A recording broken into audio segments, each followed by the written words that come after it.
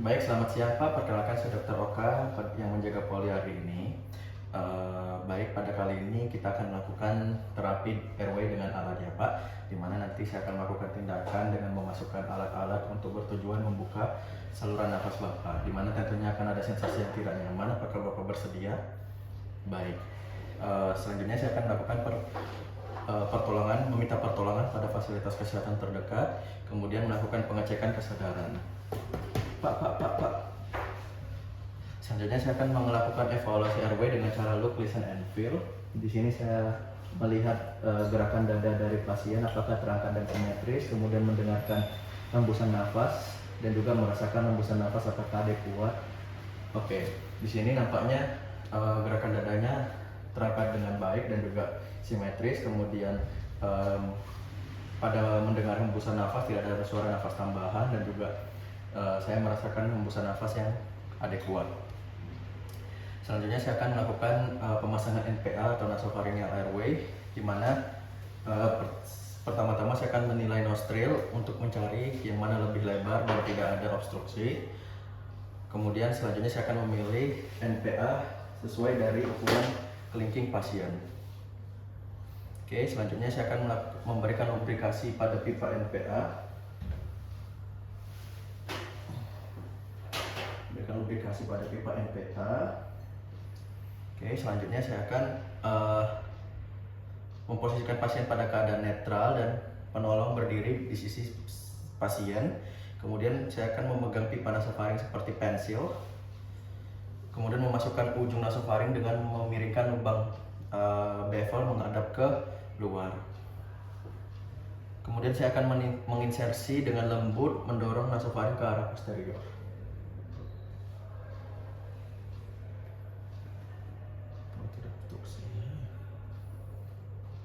Bila terdapat hambatan saat insersi, saya keluarkan pipa dan coba menginsersi pada sisi sebelahan. Bila pipa nasofaring menyebabkan pasien batuk atau muntah, tarik pipa untuk meredam batuk kemudian dilanjutkan. Oke.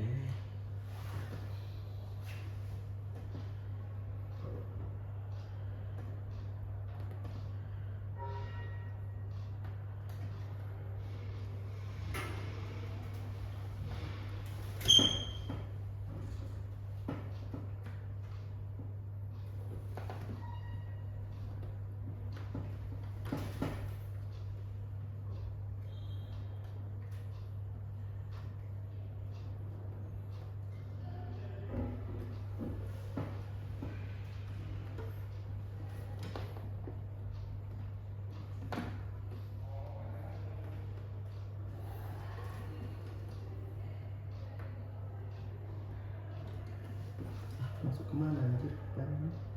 Kasih itu atas.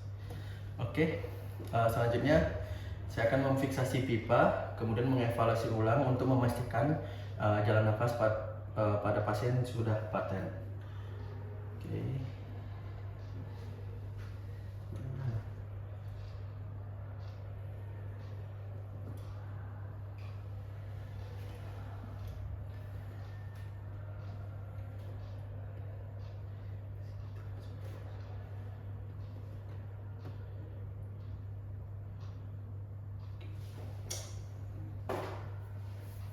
Selanjutnya saya akan melakukan pemasangan OPA atau oropharyngeal airway, di mana saya akan menentukan OPA yang akan digunakan.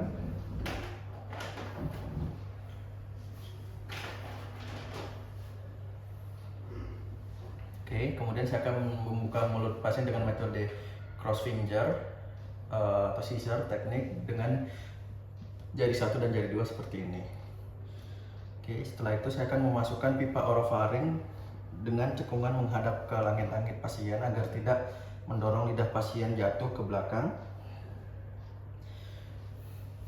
Oke, setelah itu setelah OPA masuk ke dalam mulut, saya akan merotasikan 180 derajat ke arah bawah dengan bantuan tong blade untuk menekan lidah ke bawah saat pemasangan, memastikan lidah tidak terdorong ke belakang dan menutupi airway.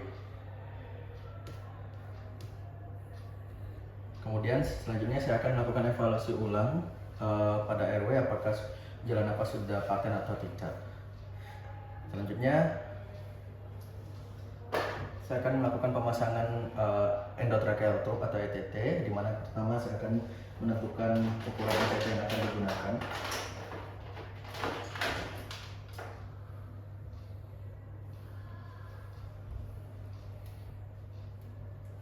Oke. Kemudian saya melakukan pemasangan pulse oximeter SpO2 bila ada, kemudian memberikan ventilasi dengan tekanan positif dan oksigen. Selanjutnya saya akan memposisikan pasien posisi sniffing the morning air position, di mana leher sedikit fleksi, kepala ekstensi, satu bantal diletakkan di bawah kepala. Kemudian saya akan melepaskan opah yang sudah tadi terpasang, kemudian tangan kiri memegang laryngoskop.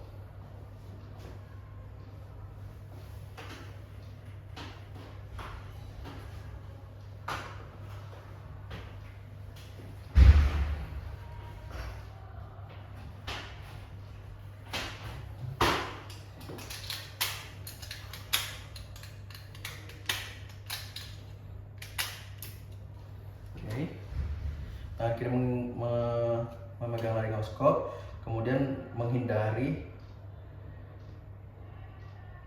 masukkan tangan kanan memegang tangan kiri memegang laryngoskop, kemudian memasukkan secara gentle pada sisi kanan mulut di atas lidah, singkirkan lidah ke kiri, cari epiglottis dan tepatkan ujung bila vallecula.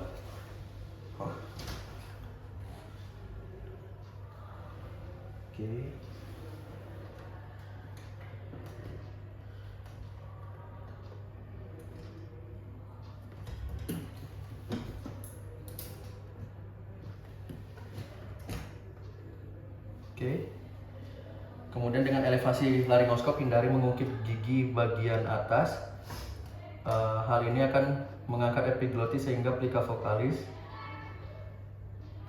terlihat warna lebih pucat. Bila tidak terlihat, minta bantuan asisten untuk lakukan BURP manuver atau back rub right pressure pada cartilago cricoid sampai terlihat plika vokalis.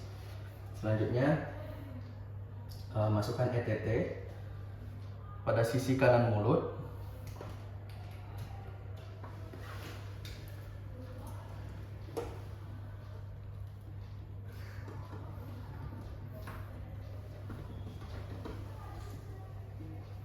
Ini sofa itu sih masuknya jangan.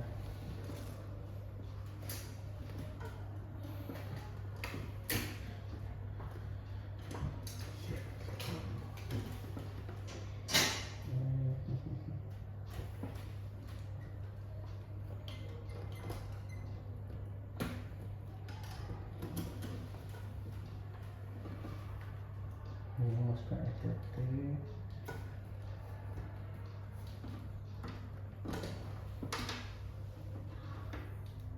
Bimbing ujungnya masuk trakea sampai tuf ETT melewati plika vokalis. Kedalaman 23 cm pada laki-laki, sedangkan 20 cm pada wanita dewasa.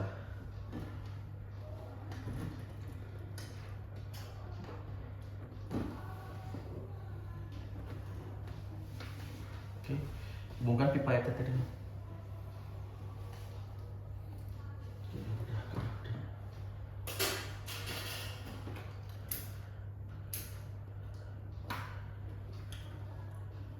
Kemudian saya akan menghubungkan pipa ETT dengan alat ventilasi seperti back valve.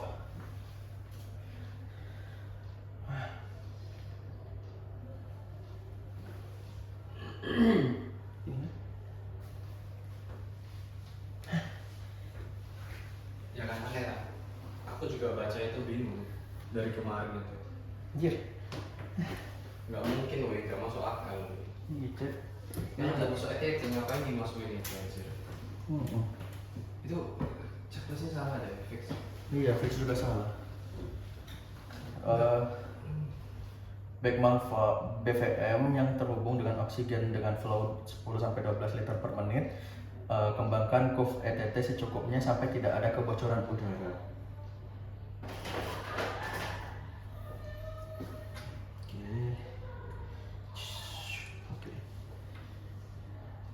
evaluasi pemasangan dengan mendengarkan melalui stetoskop, pengembangan kedua paru.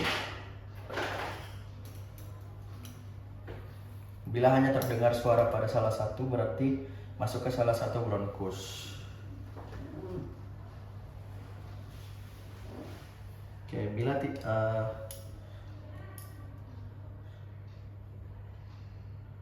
kemudian saya akan mengulangi evaluasi. Jika terdengar sama pada kedua paru, berarti sudah benar, kembangkan curve. Bila dada tidak terlihat mengembang dan pada auskultasi terdengar gargling di epigastrium, berarti terjadi intubasi esofagus, maka kempeskan curve dan tarik ET. Dan selanjutnya ulangi pemasangan ET. Kemudian pasang OPA dengan cekungan menghadap ke atas. Kemudian saya akan, setelah yakin ET masuk ke dalam trakea dan suara nafas terdengar, saya akan memfiksasi ETT dengan plester dan mengevaluasi ulang RW. Oke, selesai. Terima kasih. Ini salah ini. Aduh.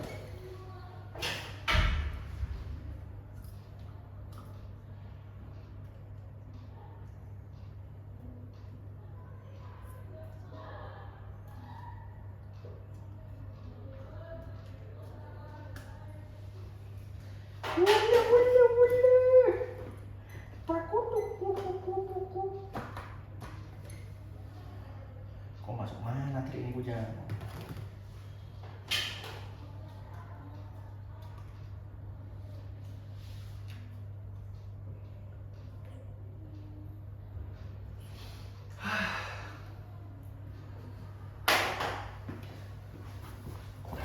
Jadi tadi kamu mau masukin